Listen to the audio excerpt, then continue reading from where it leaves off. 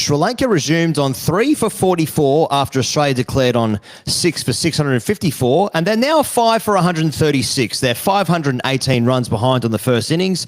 They need 455 to avoid the follow-on. That's about another 329 or something like that. 300 whatever. It's heaps. And then it basically piss it down all day.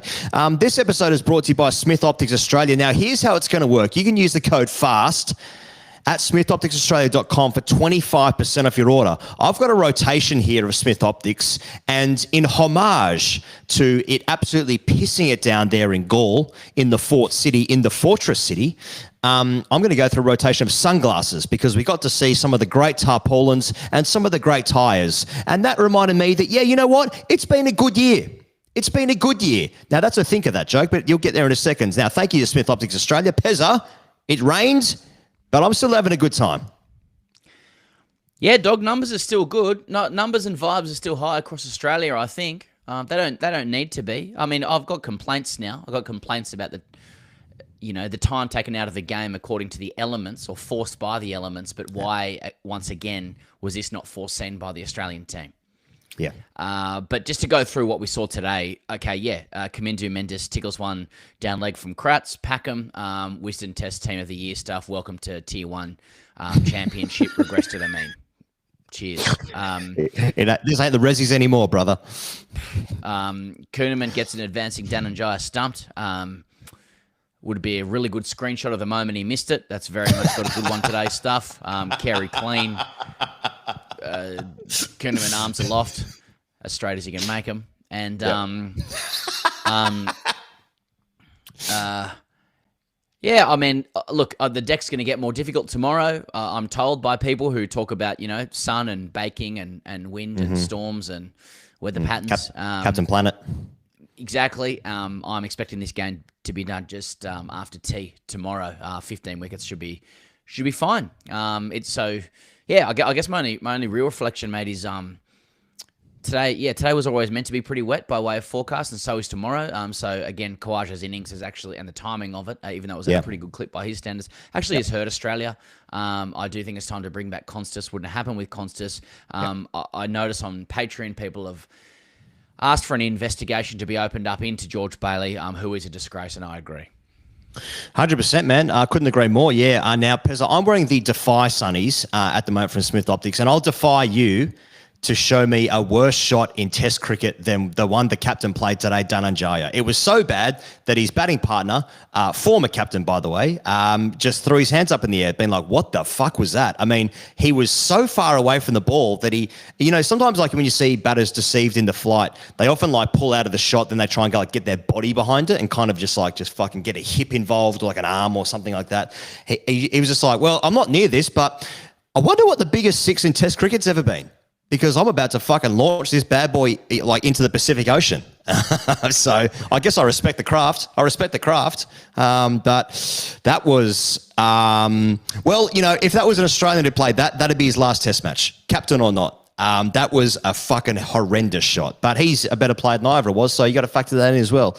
I want to shout a word, Pezza, for the covers. They are the best covers in cricket. I mean, if you think about trying to get like three guys from your club on a Friday afternoon to try and get down there to put some covers, like one tarpaulin on one bit of cover, a bit of square, you'd be absolutely no chance of getting a game on at Galle because that's a village situation. As in, like it requires a village to get a game on there. I don't know where the tyres are coming from, but that's one of the biggest slip and slides I've ever seen.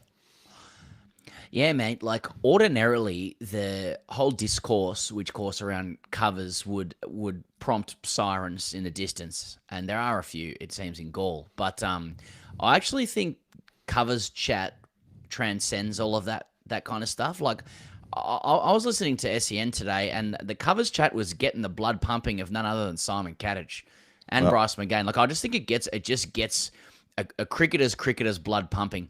And so a lot of people have been enjoying the sheer coverage of these covers, the pace at which they're delivered, the fact that there's the novelty of tyres on top of them, which makes complete sense. There's a lot of fun you can have with tyres, generally speaking. I mean, the wheel is one of the great inventions of man when you think about it. And when you ally that with covers and slip and slides, it's a nice consolation that Galle is able to offer. So I just think kudos to everybody involved in that entire scene. 100%, man. All right, Pezza, next thing, as I move to the next range of sunglasses, let's check on the ultralights, actually. I'll go with the ultralights for this and I'll one. get the same ones I had on before. 100%. Well, you haven't got the full range, the full spectrum like I've got here. Smith Optics Australia, ultralights. Everyone's wearing them. Does this result matter, Pezza? Does the result matter? Now, Australia, had they lost the SCG test match, i.e. if Boomer could play, they would have required a draw in one of the two test matches. So that right now they'd be sitting pretty. Now, of course, we're in a situation where Australia they don't need to get anything from either of these two games. There's a bit of rotation. They've given a debutant 100 on debut. They've given a debutant 100 on debut. That's a bit harsh. But there's guys in and around the group. There's some shifting. There's horses for courses kind of gear. The women are just absolutely tearing it up. I actually don't give a fuck if it rains for 3 days. I'm still like, this is as good as a win as a washout draw could ever be if they don't get back on. Oh yeah, it's increasingly a game just about numbers. It's about the nation spiritually filling its boots. So I completely agree with that. I wanted to query whether or not there is the opportunity for Australia to leapfrog South Africa in the standings. We say, 1 and 2, well, they're both in there.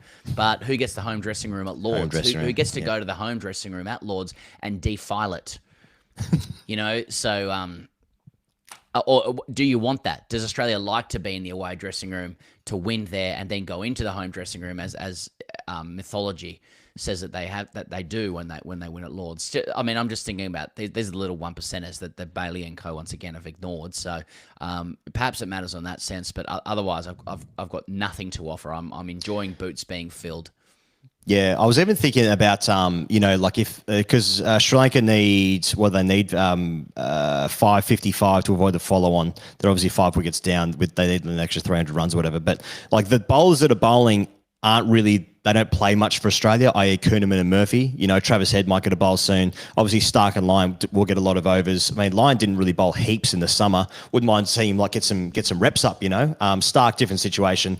There's obviously the IPL in between all this, but I think this game so far has just proven to the Australian batters, you know what?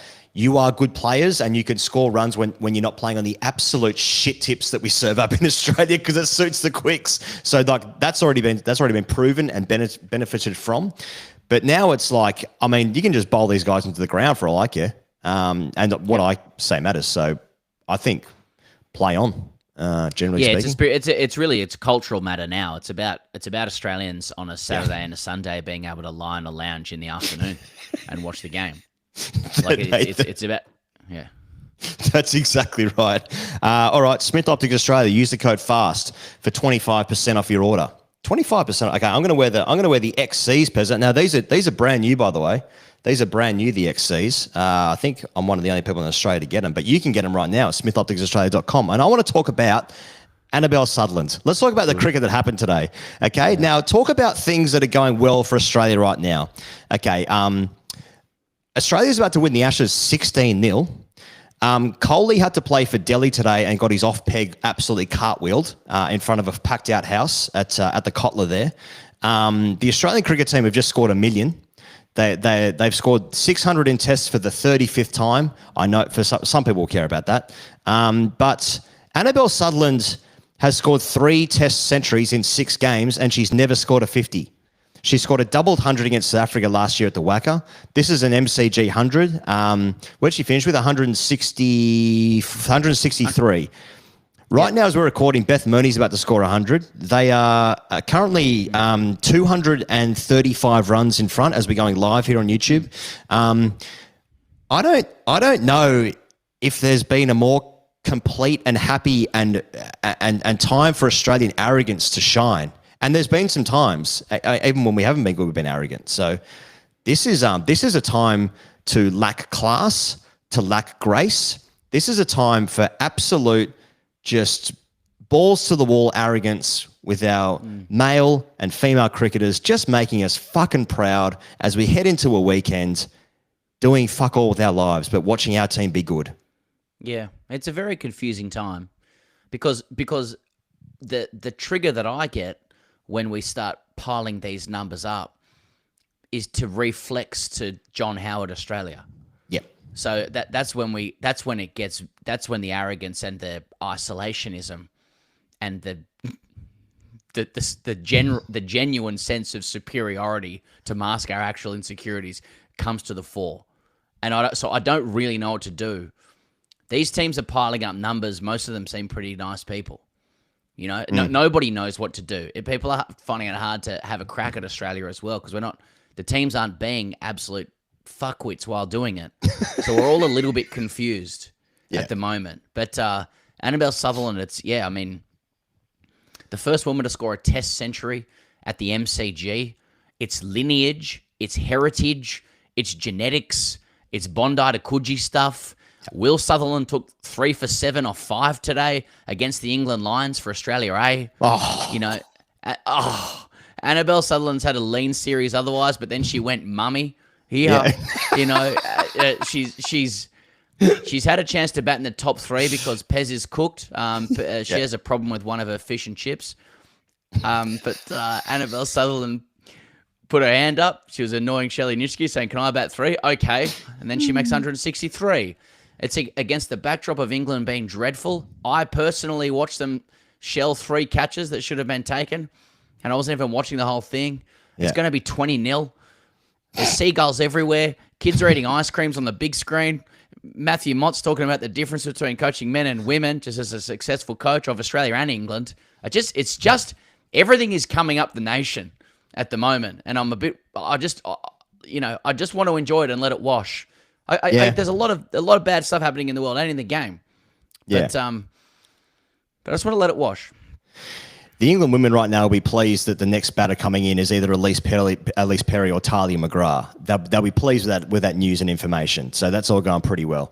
Also like the idea of just like pro athletes or just people who are successfully generally have a backstory of like they just annoyed someone. Like they really annoyed someone to get in. Like what I'm thinking of specifically is like apparently Fergie tried to get into the Black Eyed Peas for like years and they wouldn't let her in. And then she got in, then she should have changed their entire history of bands and had hits like Let's Get It Started, which was not the original name of that song.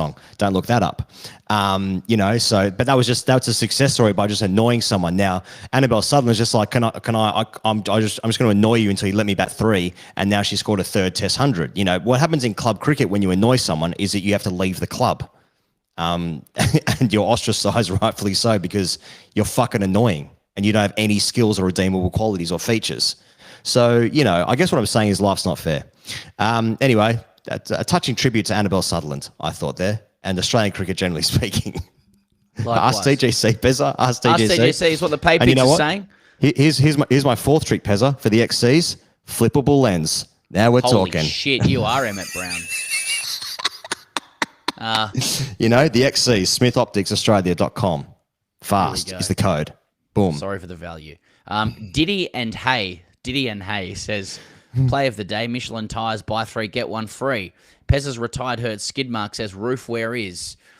Drinking from the trough says, someone played True Blue 56-0 or whatever, fuck off. Roll the clip, Charlie says, who is going to sign Rashford? Agreed. He needs to leave the football club. Yeah. Okay, unpaid paid fuck pig says, we declared too late. If Galle can afford 1,000 square kilometres of tarp, why can't they afford a roof? Why didn't they stitch all the tarp together, get a couple of tent pegs up, problem solved. Yeah. We're playing cricket right now, you know? Exactly. Shill Bill says, why do I feel so safe? Someone else is asking for deals on tarps. Someone has an overwhelming urge to call Elise Perry Mummy Pez. You can deal with that. Fantasy stuff. Why are we playing tour games for the India tour 2 years out? Says polio leg brace stuff. Galle Stadium looking like a slip and slide in my backyard. Yep. You know, it goes on.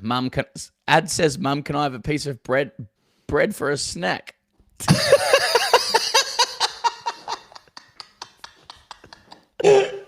Mount Crymore says, woman, how talk to. Dimly Lit says, how fast do you reckon Vulcan from Gladiator could climb the fort? That was a good one. That was a hell of a show. 100%. Hell of a show. He's got one leg now. Another good show on Saturday mornings I used to watch was It's a Knockout. That's the name of the game. That was a fucking great show. back in the early 90s, if you remember that.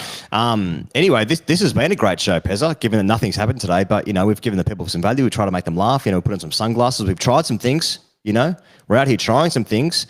Maybe Australia will try some things tomorrow. Maybe the deck will do something. I mean, I think you have to play on the deck for it to deteriorate, but that's just excuses. Australia wins the game tomorrow, and if they don't, George Bailey gone. Head on a stick, head on a pike outside Jollymont. George Bailey's head on a pike, effigies otherwise. All right. New selection panel, the Constance brothers. Just get them all in. They sound like good guys, and I want to have a beer with them. So, let's get them in.